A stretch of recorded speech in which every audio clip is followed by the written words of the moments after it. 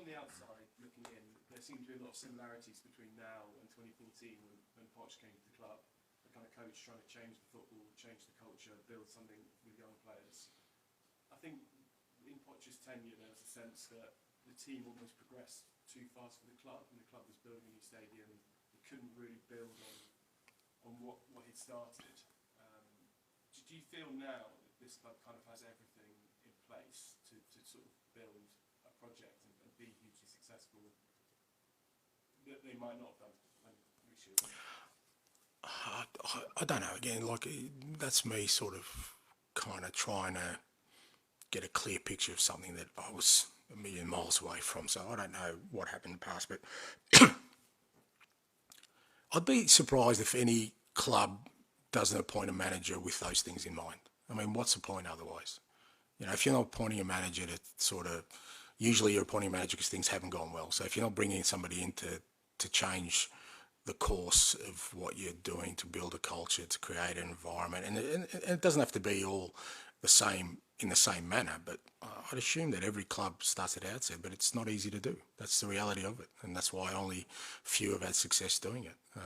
So you can have the worst possible conditions and still create something special. You know, sometimes working in challenging conditions allows you to do that. Sometimes people get too comfortable. You know, there's all reasons, you know, and as I keep saying, my personal sort of kind of thought process around those things is that wherever I've been, they've all been different challenges. They've all been different challenges, but the solutions to those challenges don't come from some magic bullet that, you know, you have with you. It's about really believing in something, working hard at something, and creating that environment with whatever the context of what you need to overcome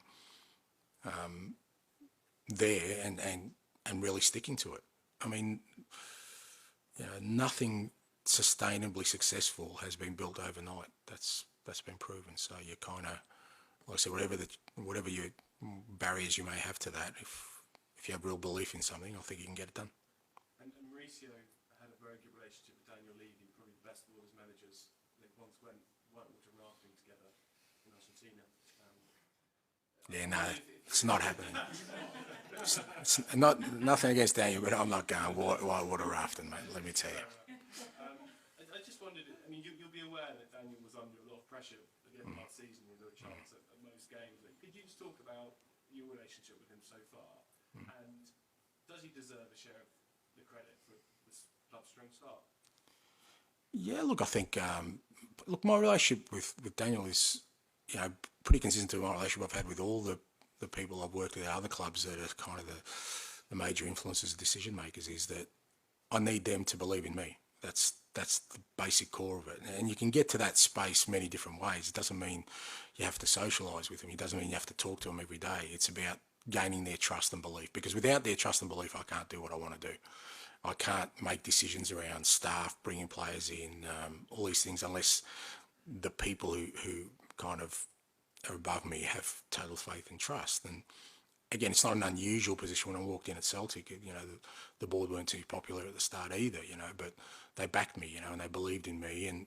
And when they do that, yes, of course they deserve the credit, because they're the ones that have made the decisions and backed me into, you know, bringing the club to where it is currently. So of course they should get the credit. But like I said, I've treated those relationships always the same. Is that, you know, I've said before that the number one task I have whenever I go into a club is to get people to believe in me, trust me, whether that's the person who, you know, is working on the floor down here or the person who runs the club. It's the same. I've got to get all of them to believe in me, because I can't do what I want to do by myself. It just doesn't work that way. So, you know, I've had a really, you know, healthy working relationship with Daniel, and you know, hopefully I'm gaining more and more of that trust to continue to do what I want to do.